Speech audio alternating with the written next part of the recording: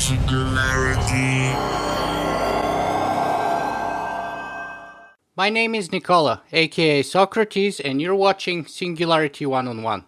Singularity One-on-One is a regular podcast feature of Singularity weblog, where you can go and listen to it or download it in full.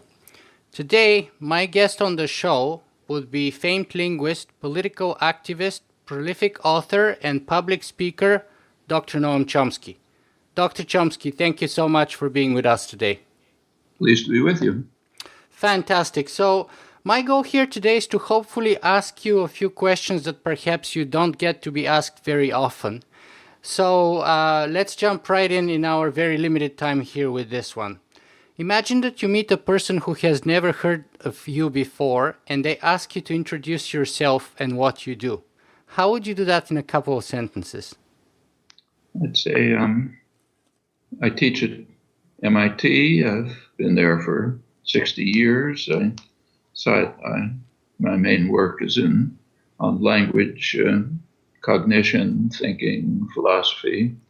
I also have another life in which I'm a political activist and writer on contemporary affairs, social and political issues, historical questions, and so on. So 2 lives. Is there a dominant life there? One takes over the other, or are they kind of fairly balanced? Depends on the period, depends on what's happening. The political life tends to be more urgent. There are urgent issues all the time, so that tends to take priority. Mm-hmm. You have been at MIT for about 60 years, perhaps. And among other things, MIT is very famous for research in artificial intelligence. What, in your view, is artificial intelligence, and what are our chances of ever creating it?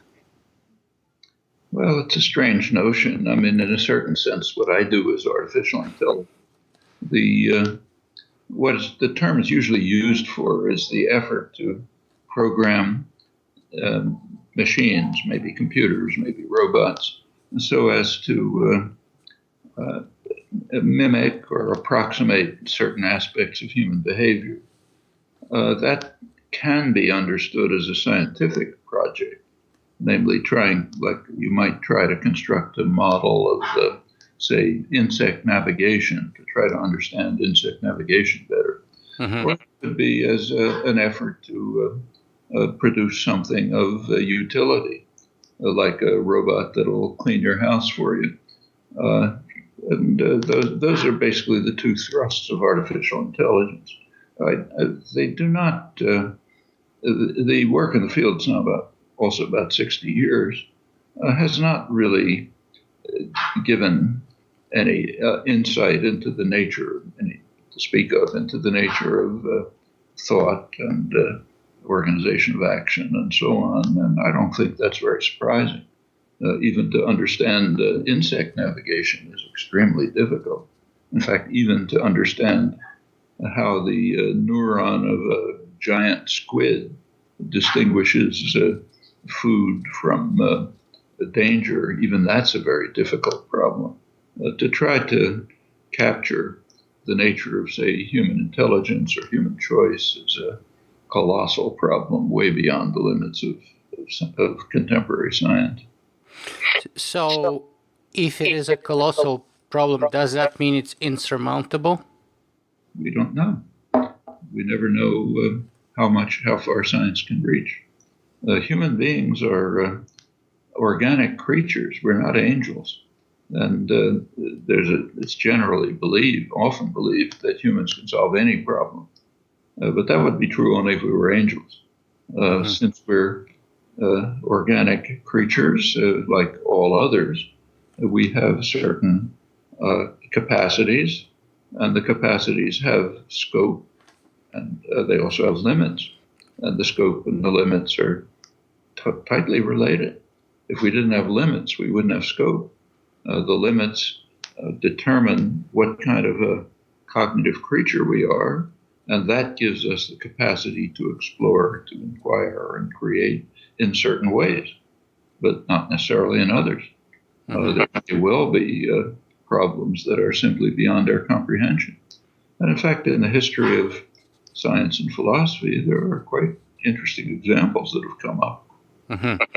Now, this may be a very long journey, and you have been in the past very critical of the approaches taken by many or most of the researchers working in the field of artificial intelligence. Would it be fair to say, do you think that AI research is still headed in the wrong direction in your view? Well, some of the leading researchers in the field, including some colleagues of mine, do believe and have said that the pressure to create commercially viable and useful devices to achieve certain ends has somewhat overcome the field and driven the more science-oriented aspects of it into the margins. And I suspect that that's correct. Actually, if you look at what I call the science-oriented parts, like say, analogous to developing a model of V-navigation, that's the kind of work that I and many others do. It's not called artificial intelligence, but it's basically an effort to develop a theoretical understanding of the nature of fundamental elements of human intelligence and human cognitive capacity. And my work happens to be primarily on language, which is central to many such, much of which makes us human, but the same would be true of people studying vision or children's acquisition of concept or other problems of the choice and the conditions under which it's undertaken, and reasoning and so on. So, in other words, it seems that you think that projects such as, for example, the Google autonomous self-driving car or IBM's Watson have kind of hijacked the research to produce other products like those, and are in that way costing the research into the more proper artificial intelligence. It's not a question of more proper, but of what you want to do. Like, I have nothing against self-driving cars. Yeah. It'd make it easy to park my car and so fine. If they want to do that, it's okay. Just like I have nothing against bigger bulldozers. They're probably better. So applied work to achieve some humanly sensible goal is perfectly fine, neither right nor wrong. Watson, I think, is a somewhat different story. I think that's mainly a PR gimmick, frankly. I don't see what's achieved by except for maybe selling computers, by showing that if you spend a lot of time packing a computer, let's say it takes a Deep Blue, like that. I mean, it was perfectly obvious 60 years ago that sooner or later, if you get 50 grandmasters together to plan, to take as much time as they want, planning strategies for more, imaginable occasions, sooner or later that'll reach a point where they can do better in their than a single grandmaster who's restricted to, say, 45 minutes. I mean, that's almost obvious from the nature of the game.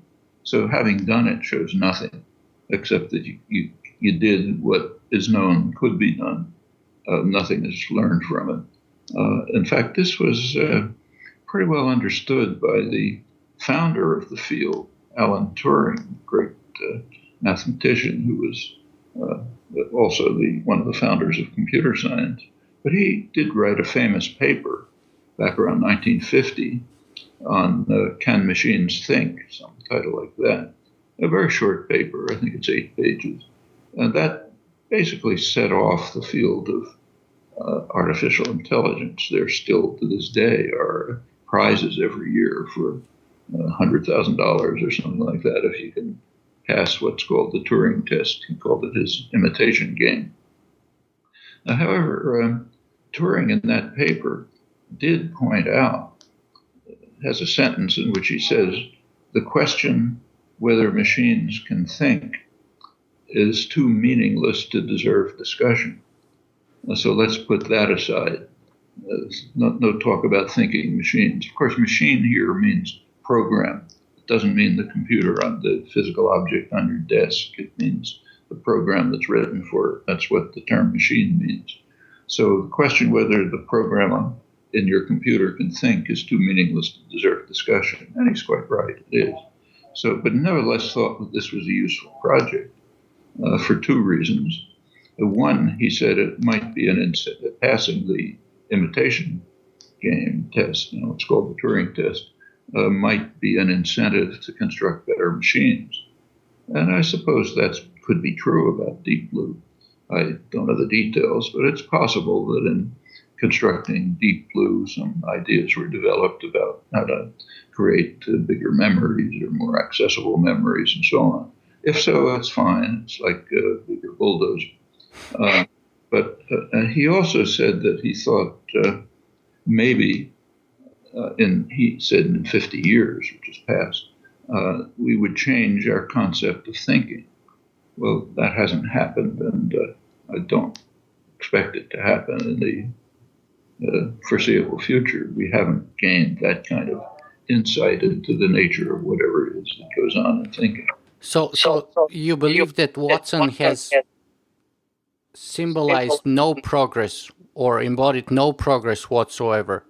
I mean, one potential application that's been trumpeted lately in the media was the medical applications in diagnostics, where Watson would be supposedly much more accurate than any number of experienced doctors from a number of variety of fields, and thereby would potentially democratize medicine by uploading the Watson in the cloud and then allowing access to its knowledge or to its diagnostics ability via a simple smartphone, for example, anywhere in the world. Oh, that's fine.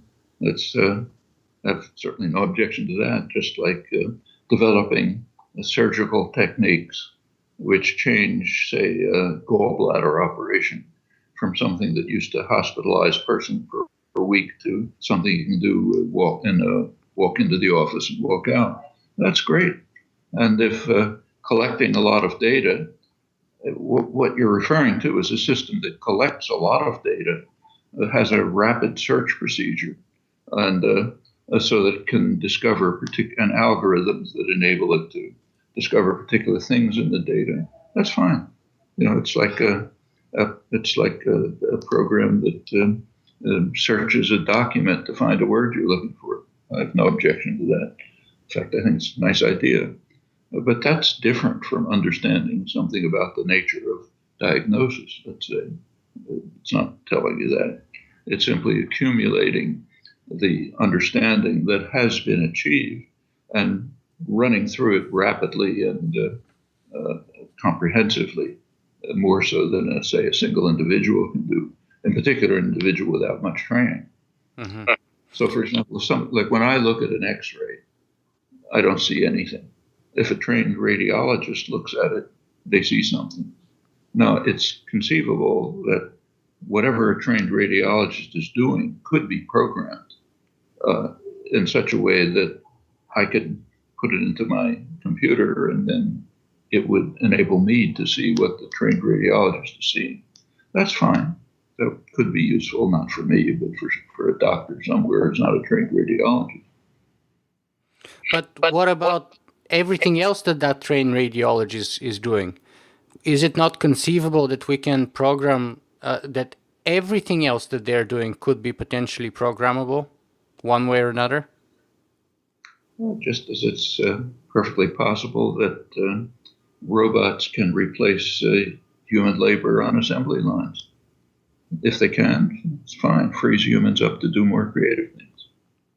And isn't that a sign of progress in some sense or another? It's a sign, if it depends what it's used for. Say, for example, let's take robots on assembly lines. If it's used to free up the workforce for more creative work, say controlling production, making decisions about it, finding creative ways to act and so on, then it's to the good. If it's used as a device to maximize profit and throw people into the trash can, then it's not good. I hope I have the chance to comment back on that topic a little later, but let me just rush through here and ask you, what's the importance of reverse engineering the human brain as perhaps arguably a way of getting insights into making more progress for artificial intelligence? As, for example, another famous alumni of MIT, Ray Kurzweil, most notably argues. Well, Ray Kurzweil made some useful devices, and he's what's called a futurologist. He develops elaborate speculations about what might happen. If people find that stimulating, okay, I don't particularly, but I don't see any particular achievement there other than creating the devices that are useful. That's fine. Maybe a speech analysis device. I mean, let me just tell you a personal story. When I was appointed at MIT in 1955, almost 60 years ago, I basically had no recognized profession, but I was. They were willing to appoint me in the research lab of electronics to work on a program on machine translation. In my interview with the director of the laboratory, Jerome Wiesner, we talked about the work I was doing, talked about the project. I told him, I'd be happy to have the position and like to do the research there. But I told him I'm not going to work on machine translation because it's totally pointless. The way to do machine translation, I said, is just by brute force. And talked about some ways to do it by brute force. There was still a belief at the time that if enough was understood about what a translator does, you could program it, and that would get you to do machine translation. I felt then, as I feel now, that was pie in the sky, just illusions. We didn't understand that much. And over the years, that I think has turned out to be true. Google has a translator, which is kind of useful. If you want to get the rough idea of what's in, say, some scientific article, it's in some language you don't know, it's kind of helpful. But it's done by brute force. It doesn't give any insight into the nature of translation. That's a hard problem, just as it's a hard problem to figure out how a bee can navigate. These are not trivial questions. And for humans, the problems are much greater than for insects, for a lot of reasons. One reason is that we're just a lot more complex. A bee, say, has maybe 800,000 neurons. We have 10 billion. It's a big difference. The other reason is that with other organisms, we allow ourselves to do invasive experimentation. With humans, we don't. I mean, it's not a sharp distinction, but significant distinction. So there are plenty of questions you can ask about, say, the kind of problems I'm interested in, like, say, language acquisition, nature of language, so on, semantics. There are plenty of questions you can think of asking, but you can't, and you can even design an experiment to pursue them. And if you were, say, Mengele, you could carry out the experiment. But fortunately, we're not all Nazi doctors, so you can't carry out the experiment, which means you have to study human intelligence, human brain in much more indirect ways. And that is an added difficulty over, say, studying bees. There you can do any experiment you like.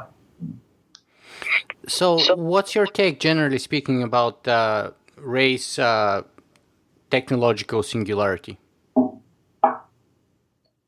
It's science fiction. I don't see any particular reason to believe it. If you want to play games with it, okay. Because there are whole institutes fearing, for example, the creation of artificial intelligence, like the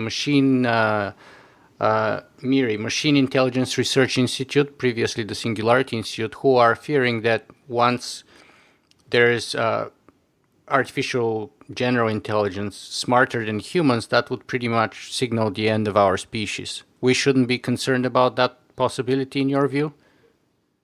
I think we should be concerned about the end of our species, but not for that reason.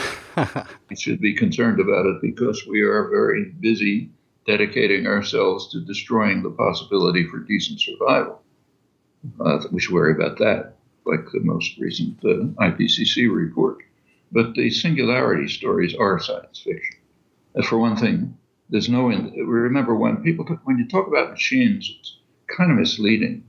People have a feeling, well, it's this cute little robot they had in Star Wars, R2D2.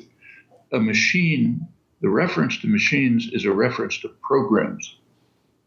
The program that you put into a device that's sitting on your desk. The device itself is of no use for anything other than maybe holding down papers. It's a paperweight, but it can execute the program. Now, what's a program? A program is a theory. It's a theory written in an arcane, complex notation designed to be executed by the machine. But about the program, you ask the same questions you ask about any other theory. Does it give insight and understanding? Well, in fact, these theories don't. They're not designed with that in mind.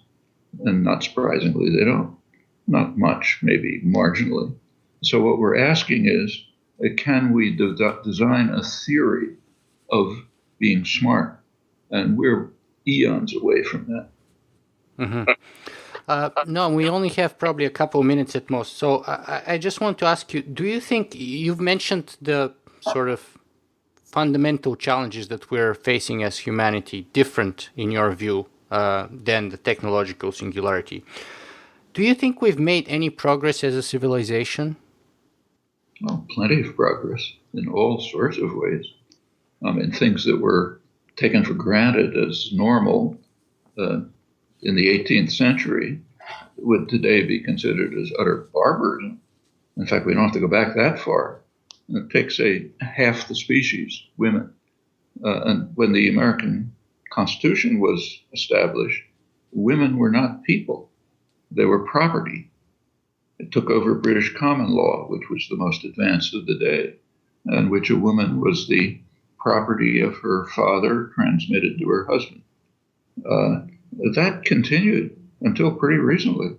In fact, it was as recent as 1975, not that long ago, that the U.S. Supreme Court granted women the right to serve on juries, meaning their peers. That's what a jury is. It's supposed to be a jury of your peers, people like you.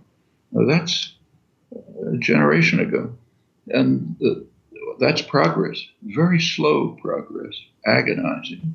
And in many ways, there's regression. But over time, the tendency is towards progress. Like I mentioned animal experimentation before. Until very recently, mammals, cats, primates, monkeys, were subjected to just about any kind of experimentation you wanted to do. That's no longer the case. There are pretty sharp restrictions, ethical restrictions on animal experimentation. Okay, I think all of this, whether it's the women, African Americans, immigrants, whatever, there's a slow expansion of the moral sphere. Slow, but detectable.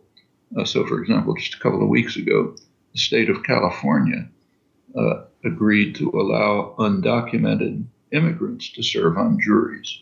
That's a little bit like allowing women to serve on juries. It's beginning to admit them barely into the category of human beings. Well, long way to go on that. But these are small steps as progress. There's also regression. So take, say, the climate destruction, which we talked about. And not only are we carrying out the process of destroying the environment for decent existence, but we've become aware of it. So if you go back, say, 50 years, it was happening, but there was very little awareness of it. I remember myself very well in the early 1970s, two personal friends, one of whom happened to be the head of meteorology at MIT, the other the head of earth sciences at Harvard. Both of them at about the same time started warning that there's a problem developing that we hadn't recognized with regard to what's now called global warming that could be very serious in the future. 20 years earlier, that was not known. Then it was beginning to be understood. Now, any rational person recognizes to be extremely serious. And unfortunately, any rational person doesn't happen to include a large part of the U.S. Congress. So when the leading commentator on television recently, when asked about this, said, well, we'll leave it in the hands of God. Okay, then we're saying, let's consign our grandchildren to a kind of oblivion. That's substantial, but there's a long way to go and not much time to do it. That's a lot more significant than idle speculations about some potential singularity, at least in my view. You've said that there has been some slow but still notable progress. Does that make you cautiously optimistic about our future, despite all the difficulties and challenges that we're definitely going to face, putting aside the singularity from environmental degradation, from nuclear proliferation and things like that? I think an objective observer from Mars, let's say, looking at the human species, would conclude that they're an evolutionary error, that they're designed in such a way that leads them to destroy themselves and probably much else along with them. Mm-hmm. I think that would be a rational conclusion. We can decide whether that conclusion is right or wrong. That choice is in our hands. So I don't think it's a question of optimism or pessimism, but do we make the choice, the effort, to show that what looks like a rational conclusion is nevertheless mistaken? That's up to us. Last two questions. Do you think that resource-based economy and the Venus Project, for example, or the Zeitgeist movement provide an alternative structure where, as you say, perverse short-term incentives for maximizing profits will not end up making otherwise good people being forced to make bad choices? It's pleasant ideas. When I read it, I think, gee, that would be nice. But there are many other suggestions about what would be nice. Can spin them off very quick. Any of your favorites? Yeah, my favorite are the ones I talk about. Like democratic control of every aspect of social life, production, consumption, distribution, political representation. There's a long way to go on that. And simply expanding the sphere of human and, in fact, animal rights. All of that's important. There are very specific things that have to be dealt with, which is why I'm not much interested in these kind of airy speculations. One of them we've talked about, it's the destruction of the environment, which is extremely serious. The other you mentioned, it's kind of a miracle that we've escaped a nuclear war, literally a miracle. And you can't expect that miracle to continue. So something quickly and urgently has to be done to eliminate this curse. Yeah. Dr. Chomsky, my last question is, what is your most important message, the most important thing that you would like our viewers and listeners to take away from this conversation with you today? I think people ought to take a clear-eyed look at the world around us, where it's going, where it's likely to go if we remain passive and obedient and conformist, and that's a grim future. That's the conclusion of the observer from Mars, and then to decide what we can do to avert that tragedy. Thank you very much, Dr. Chomsky. Really appreciate your time today. Thank you.